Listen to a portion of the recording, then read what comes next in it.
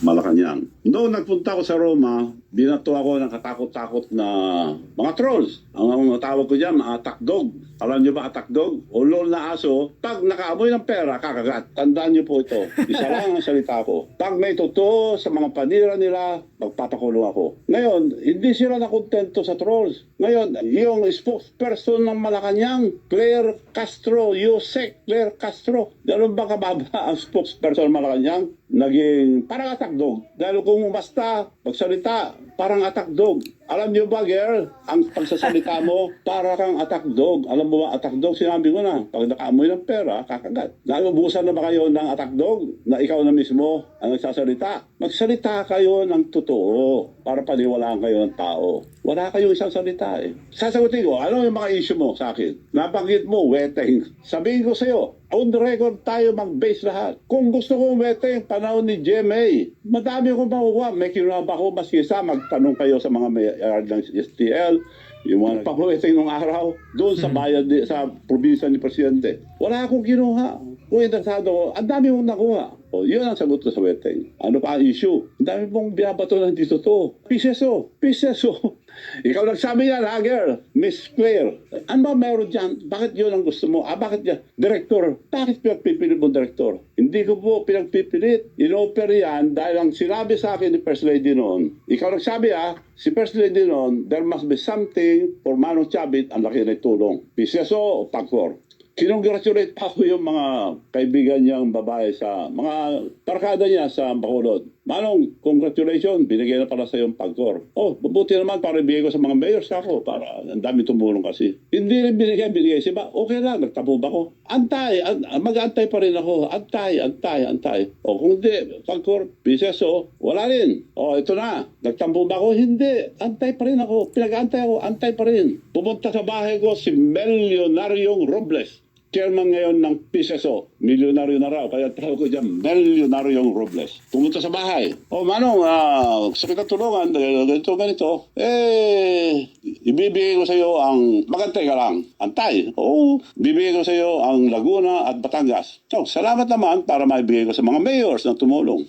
Nung ibibigay na, tapos na antay mo lang na matapos ang kontrata, nung tapos na, kinausap ako, kailangan ko sabi mo sa taas. Bakit? May instruction sa taas na bibigay sa iba. So, sino? Yung daw doktor niya at saka meron pa. Hindi ko nasasabihin yung iba. Sosyo sila. Nagantay ako, nagtampo ba ako? Antay pa rin ako. Antay lahat ng sinabi. 3 taon na ako pinag-antay. Antay Marcos na ako. Pinag-antay ako eh. So yun ang sagot ko sa PCSO. Wala akong interest, girl, sa PCSO. Director lang na sinasabi mo, interest. Anong pinag-interesan mo dyan? Sila nag-offer niyan, director lang. Dahil yun ang bakante nun. Isa-isa, nag-appoint. Meron na naman na-appoint. Sabi ni Presidente mismo, baka naman malaki hindi, director na lang daw. Director, okay. Madali yan. Libo yan, dami yan. Sabi naman ni Secretary Lagdame, ako bahala. Director lang ng piso, ako bahala. Antay ka lang. Antay. Isa-isa, may na-appoint na director. Tawag na naman ako. May na-appoint na, wala naman. Akong bahala, Manong. Antay ka lang. May napoy na naman. Nagsita kami, akong bahala.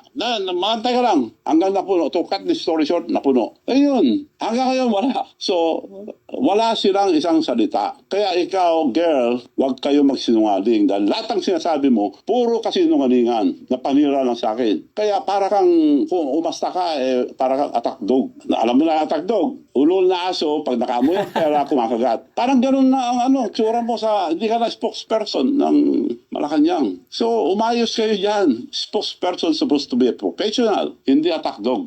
Bago kayo magsalita, i-check nyo muna kung totoo. Puro kasinungalingan, yung panira nyo sa akin, sasagutin ko sa isa. Kung babanatan nyo ako ng mga kasinungalingan, babanatan ko kayo ng doble. Senator pa lang, ang presidente. May kaso na, yun na pulis. Dinemanda na siya. Nakademanda siya. Yun ang on record. Ako, binabato nyo, puro haka-haka, puro sali-salita, hindi totoo. Ito, pag nagsabi ako totoo, ito, Bongbong Marcos sued for plunder over pork barrel scam. Ayan ang nakarecord. Madam Spokesperson. Ito, girl. Tingnan mo ito, girl. Ito, Bongbong Marcos for plunder. Plunder filed versus Bongbong Marcos over 205 pork barrel scam. Yan ang record. Hindi ko na sana ilalabas to, pero girl, ikaw nag-umpisa, tatapusin ko. Marami pa kayong maririnig. Antayin natin yung mga takdog. Puro kasinungalingan. Ulitin ko po, kung may katotohanan, yung mga sinasabi nyo sa akin, magpapakulong ako. Hindi ako kagaya yun, nagsisinungaling. So, kontento ka na, girl, na wala akong interest sa business. So, sila na nga ako. Pinag-antay-antay ako. 3 taon ako nag-antay. Now, you cannot blame me. Antay-Marcos na ako. Pinag-antay na ako. Silang gumawa sa akin. Gumastos ako. Tinulungan ko sila. Araw-araw kami lang lumalabas. Unang labas pa lang, Presidente, inisulto na ako sa Japan. Sinabi ko na yun, ulit-ulit. Binati lahat na nasa presidential table. Pinaalala pa yung anak niya, Sandro. Dad, Manu Chavez here. Hindi ako pinansin. Bastos yun, pero hindi ako nagtakpo. Kinausap ko rin sila. Nasaktan ako? Of course, nasaktan ako. Dahil tao lang ako, hindi ako plastic. So, girls, tandaan mo ito. Dahil kasama ka na sa nag-atake sa akin, sasagutin kita maski anong sabihin mo. Pero magkatotoo kayo. Marami ako ilalabas.